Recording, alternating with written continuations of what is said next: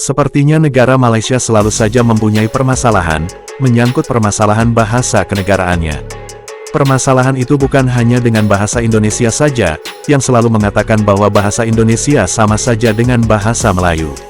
Akan tetapi, negara Malaysia pun mempunyai permasalahan di dalam negerinya. Mengapa demikian?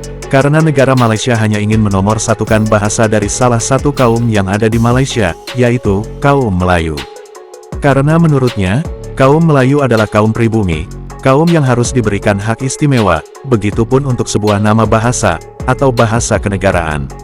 Bahasa Melayu yang selalu dikedepankan, tanpa memikirkan bahasa kaum yang lain, yang ada di negara Malaysia.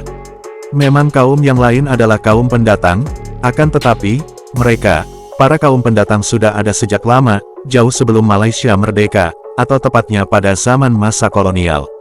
Bahkan kaum Melayu saat itu amatlah sedikit untuk populasi warganya, pemerintah kolonial pada saat itu, mendatang pekerja dari negeri lain, untuk bekerja dan membangun sewaktu pemerintahan kolonial Inggris. Entah tahu kenapa negara Malaysia seolah-olah enggan mempersatukan seluruh kaum yang ada di negara Malaysia. Negara Malaysia selalu memberikan sekat-sekat antara kaum yang satu dengan kaum yang lainnya. Terlihat dari adanya kebijakan sekolah kebangsaan yang ada di negara Malaysia. Dengan adanya sekolah kebangsaan, dengan secara otomatis masuk UiTM dan sebagainya, Melayu ini bila dia keluar daripada kelas, walaupun mediumnya bahasa Inggeris, dia tetap cakap Melayu. Anak Cina,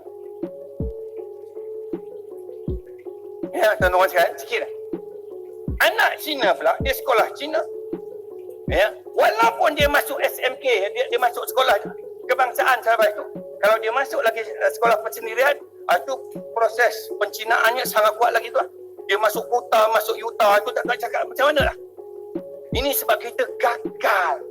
Bila kita gagal dalam sistem pendidikan, bermakna kita gagal dalam membina negara. Itu kita gagal banyak tuan-tuan. Saya nak sebutkan, interaksi mereka dengan surat khabar keluar 2 kali diterbitkan sehari. Akhbar Xinjiu, utusan ni berita harian keluar 1 hari je, pagi keluar, petang tak ada. Akhbar bahasa Cina, pagi petang, pagi petang. Kalau tuan-tuan tengok, ejen sosialisasi politik seperti sekolah, media dan sebagainya, media bahasa Cina lebih banyak pada media bahasa Melayu. Media cetak. Dia keluar 2 kali sehari akhbar dia. Kalau akhbar bahasa Melayu ni sekali je. Proses pembinaan anak-anak ini, daripada sekolah Cina, rumah cakap Cina, masuk sekolah menengah cakap Cina, masuk universiti cakap Cina. Bila masanya mereka bertutur dalam bahasa Melayu. Saya nak sebut tuan-tuan ni, kalau tuan-tuan bertemu Cina cakap Melayu, itu tanda nak kiamat dah. Tuan-tuan takkan jumpa bila bukan Melayu bertemu. Saya sebut ni, saya sebut kenapa saya sebut Cina, sebab dia majoriti bukan Melayu terbesar di negara kita. Saya kena tekan itu sebab dia ada hampir 25%, ya. Tetapi pembawakan pembinaan negara dalam negara ini, kalau dia tidak dipantau, kerajaan terpaksa tunduk kepada mereka hanya kerana secepis undi ni. Ceritalah nak mendaulat bahasa Melayu 65 tahun lagi, kita akan gagal. Tuan-tuan, walaupun sekolah negara ini di bawah kerajaan, ya, gaji ini diberikan, berapa bilion diperuntukkan, tetapi mereka setiap arahan kerajaan jarang dipatuhi. Ya, akhirnya kerajaan terpaksa tunduk kepada mereka. Bagaimana kita nak bina negara kalau warganya tidak patuh kepada agenda sebesar ini? Kementerian Pendidikan minta tambah bahasa Melayu supaya daripada 180 minit jadi tambah lagi supaya jadi lebih, kita pergi jauh sikit, daripada 360 minit seminggu dan sebagainya. Tak boleh, dia akan ditentang secara besar-besaran. Sejarah yang diajar di sekolah jenis kebangsaan ini asalnya diajar dalam bahasa Melayu, tetapi ditentang dengan begitu ekstrimnya, akhirnya subjek sejarah diajar dalam bahasa ibunda masing-masing. Ini yang berlaku ni. Agenda sebesar ini kerajaan boleh tunduk. Bahasa Melayu, mana ada kat dunia ni kempen bahasa kebangsaan? Bahasa ini sepatutnya sudah menjadi darah daging rakyat dia. Kat Siam tuan-tuan ada dengar mereka kempen bahasa Siam?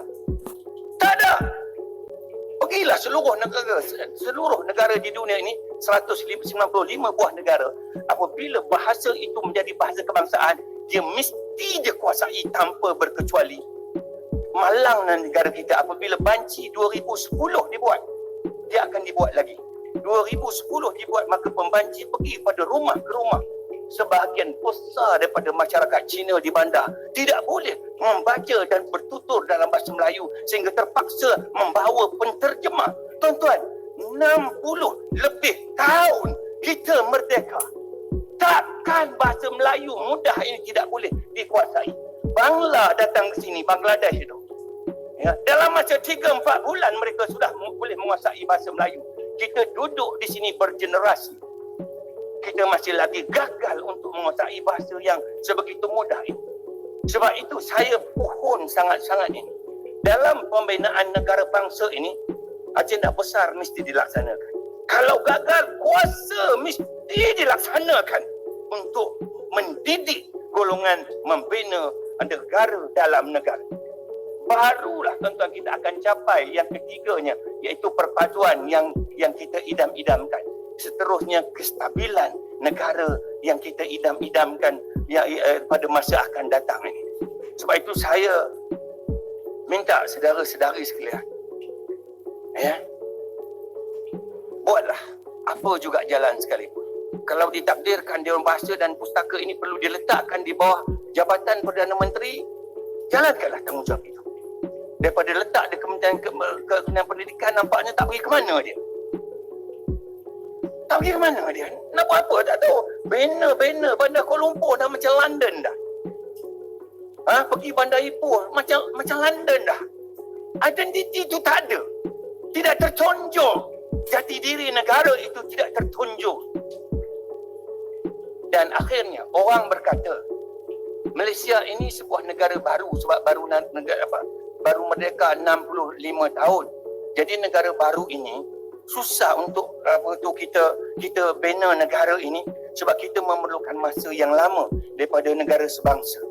Kepada saya, membina negara berbilang kaum ini lebih mudah daripada membina negara sebangsa. Sebab kita ini asal usulnya daripada negara sebangsa dan dia bertukar menjadi berbilang bangsa sebab ada sejarah dia. Sebab itu dalam membina negara bangsa ini, apabila dia bertukar menjadi berbilang bangsa daripada sebangsa kepada berbilang bangsa, kuasa itu perlu digunakan sepenuhnya untuk mendidik mereka, sebab dia berbilang bangsa itu ada sebab dia, disebabkan oleh interaksi, disebabkan oleh penghijrahan. Kalau kuasa itu digunakan untuk sedarkan diri, dia akan menjadi lebih baik. Tapi malangnya kita tak gunakan kuasa itu, akhirnya daripada sedar diri sepatutnya dia tak jadi sedar diri. Apabila dia tak jadi sedar diri, dia jadi keras kepala. Apabila dia menjadi keras kepala, dia menjadi kurang hajar sebagaimana yang ada pada hari ini. Wow, sungguh amat sangat menggebu-gebu.